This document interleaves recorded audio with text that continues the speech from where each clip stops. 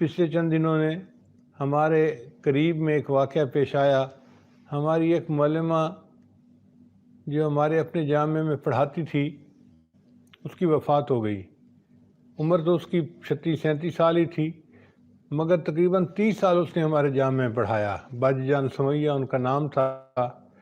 سارا دن قرآن پڑھتی تھی، پڑھاتی تھی اور قرآن کے گلشن میں زندگی گزارتی تھی، بلکہ اس کی تو رہائش ہی مدرسے کے اندر تھی. ابھی چند دن ہی یہ زخم ہمیں لگا تھا کہ ایک اور واقعہ پیش آ گیا. ہماری ای مہد کی ایک معلمہ جس کا نام مہوش تھا، مہوش باجی، اچانک اس کی وفات ہو گئی. اللہ کی شان دیکھیں کہ امید سے تھیں اور بچے کی ولادت کا وقت قریب تھا، اور کوئی خاص وجہ بھی نہیں بنی کہ ہارٹ اٹیک ہوا ہو یا فلاں ہوا ہو یا فلاں ہوا ہو. گھر میں ہی تھیں. 1 گھنٹہ پہلے تک تو وہ اپنی بہن سے بات کرتی رہی ہیں اور اپنے پیریڈ پڑھاتی رہی ہیں. یعنی جانا اس دن بھی اس نے فل کلاسیں لیں. اب آپ بتائیے، ایک جوان بچی ہے، 2 چھوٹے چھوٹے بچے بھی اس کے پاس ہیں، ایک بچہ پیٹ میں ہے، اور پھر وہ دین کا کام کر رہی ہے، لگی ہوئی ہے. اس نے پورے ای مہد کا لوڈ اپنے اوپر اٹھایا ہوا تھا. ہم تو اس کی ہمت پہ حیران ہیں. اس نے کتنی اچھی موت کی تیاری کی اور اپنے اللہ کو منایا کہ اپنے اللہ کو راضی کر کے دنیا سے چلی گئی.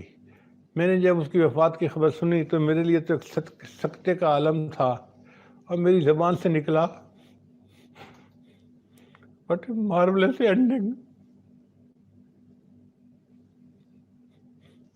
اللہ نے اس کو کتنی پیاری موت عطا فرمائی. پھر میں نے کہا اپنی وائف کو کہ another success story، کہ ہماری جماعت کی معلمات میں ایک اور سکسیس سٹوری ہے جو اللہ نے ہمیں اپنی آنکھوں کے سامنے دکھا دی. اللہ تعالیٰ اس کی محنت کو قبول کرے، اور جس محبت اور لگن کے ساتھ اس نے دین کا کام کیا، کھانا پینا، بچے، گھر کے کام، یہ سب کچھ اس کے ذمہ تھا. اس کو کوئی ہیلپ نہیں تھی، گھر میں نوکرانیاں نہیں تھیں، سارے کام خود کرتی تھی. جوان خامد بھی ہے، پھر اس کے باوجود دین کا اتنا کام یوں لگتا ہے کہ اللہ نے اس کے راستے ہموار کر دیے تھے کہ میری بندی تیری مہلت تھوڑی ہے، تو جلدی جلدی اپنے سارے کام سمیٹ لے اور میرے پاس آ جا. چنانچہ حدیث مبارکہ میں آتا ہے کہ من احب لقاء اللہ احب اللہ لقاءہ، جو اللہ سے ملاقات کو پسند کرتا ہے اللہ اس سے ملاقات کر کے خوش ہو جاتے ہیں. اور ایک حدیث پاک میں آتا ہے کہ تحفۃ المؤمن الموت، کہ مومن کے لیے موت ایک تحفہ ہوتی ہے کہ اس کی اللہ سے ملاقات ہو جاتی ہے، اللہ کے پاس وہ چلا جاتا ہے. تم اس میں کوئی شک نہیں کہ مہوش باجی اللہ کے پاس تو چلی گئی، لیکن ہمارے دل بڑے غمزدہ ہیں، اس لیے کہ قریب رہتے ہوئے جو دلوں میں محبتیں ہوتی ہیں تو انسان ان محبتوں کی وجہ سے مس کرتا ہے، انسان ان محبتوں کی وجہ سے اداس ہو جاتا ہے. ہماری آنکھوں میں آنسو ہیں، دل ہمارے غمزدہ ہیں، لیکن ہم اللہ کا شکر ادا کرتے ہیں کہ اللہ نے ان کو اتنی اچھی موت عطا فرمائی.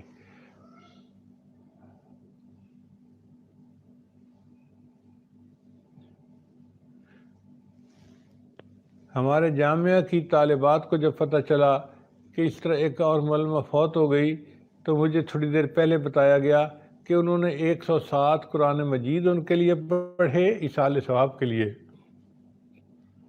اور 7 لاکھ مرتبہ کلمے کا ورد کیا. سبحان اللہ. اتنی اچھی موت اگر آنی ہو تو بندہ تو پھر مرنے کے لیے تیار رہنا چاہیے. کہتے ہیں کہ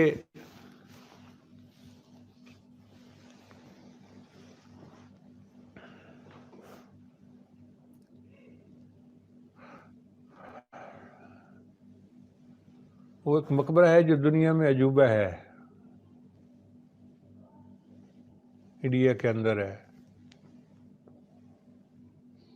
میرے ذہن سے اس کا نام نکل گیا، تاج محل.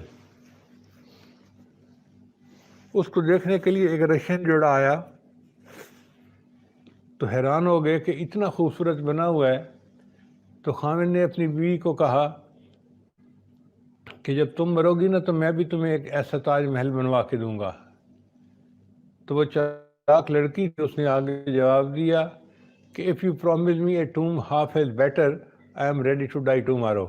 اگر تم اس سے آدھا مقبرہ بھی خوبصورت بنا کے مجھے دو تو میں کل مرنے کو تیار ہوں۔ تو مہوش کی موت کو دیکھ کے تو ایسا ہی لگتا ہے کہ اگر اتنی اچھی موت آنی ہوتی ہے تو پھر تو ہمیں بھی ہر وقت تیار رہنا چاہیے، کسی وقت بھی ہم جانے کے لیے تیار ہیں۔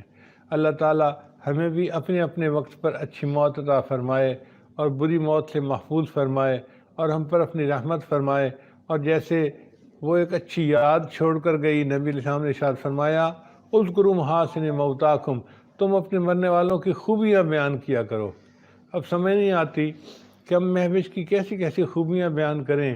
خامن کو بھی اس نے خوش رکھا ہوا تھا، گھر کو بھی اچھا چلا رہی تھی اور مہد کا کام بھی کر رہی تھی، اور ہمارے ساتھ تو محبت کا اس کا ایسا تعلق تھا کہ جو مثالی تھا۔ اللہ تعالیٰ اس کے اہل خانہ کے لیے اس غم کو آسان کر دے، اور اس کے اہل خانہ مبارکباد کے قابل ہے کہ بچی اتنی اچھی موت لے کے دنیا سے چلی گئی، وہ اس پر اللہ کا شکر ادا کرے۔ اللہ فرماتے ہیں وَلَنَبْلُوَنَّكُمْ بِشَيْءٍ مِّنَ الْخَوْفِ وَالْجُوعِ وَنَقْصٍ مِّنَ الْأَمْوَالِ وَالْأَنفُسِ وَالثَّمَرَاتِ وَبَشِّرِ الصَّابِرِينَ۔ میں نعمان دیکھتا ہوں کہ اس کے اوپر اچانک اتنا غم آ گیا، اس کے 2 بچے، اس کے 3 بچے اس کے پاس تھے چھوٹے چھوٹے، کوئی کیئر کرنے والا بھی نہیں تھا، اور بیوی دنیا سے چلی گئی اور وہ اکیلا تھا۔ میں اسے بار بار فون کر کے تسلی دیتا تھا اور دل میں سوچتا تھا کہ اللہ نے ایسے ہی لوگوں کے لیے فرمایا ہے وَبَشِّرِ الصَّابِرِينَ، اور صبر کرنے والوں کو بشارت دے دو، الَّذِينَ إِذَا أَصَابَتْهُمْ مُصِيبَةٌ قَالُوا إِنَّا لِلَّهِ وَإِنَّا إِلَيْهِ رَاجِعُونَ۔ اللہ تعالیٰ ہماری اصلاح فرمائے، اور جو فوت ہو گئی ہیں اللہ ان کی بخشش فرمائے اور ان کو اپنے قرب کے اعلیٰ ترین درجات عطا فرمائے، اور اللہ تعالیٰ ان کی جو فیملی ہے ان کو صبر جمیل عطا فرمائے، ان کی بہنوں کو اور ان کے والدین کو، اور اللہ تعالیٰ سب کو دین کے لیے ایسی بھرپور زندگی گزارنے کی توفیق عطا فرمائے۔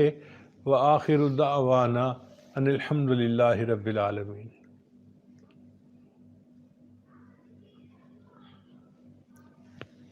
دعا کر لیجئے۔